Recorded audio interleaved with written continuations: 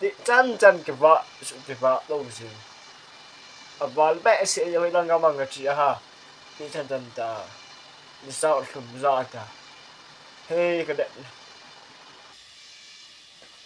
ok số ba này ok số ba gì nghe lo mình tại nào thì mày nào hả muốn à ipe cái số ấy thì bên đó khác xem thì cái số ba là sao chứ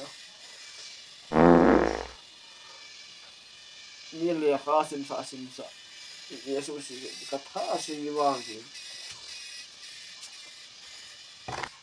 as cái số vang gì cái số vang này cái số ấy cái tiếp bên chỗ đó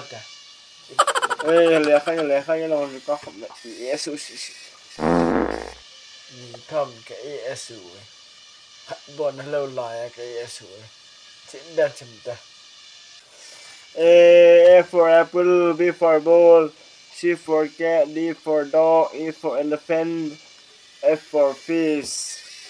F for apple, B for ball, C for mangcha, D for icha, E for saipi. S for là đa số. S for nó thả để những cái mà mầm cho bằng cho nó cái số em điểm nó đi để nó coi chuyện là nó chưa được để thao chơi ball C for mangcha, D for icha, E for saipi. Em được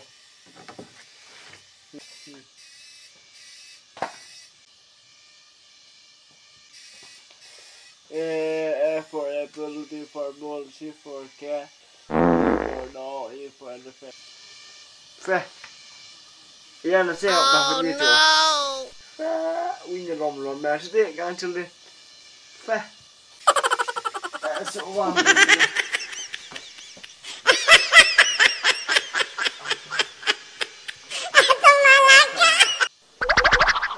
Còn có đi chân này. Nằm xin nó lâu. Tụi bằng em cái ra khăn nói xin để có tiền nào cô đi.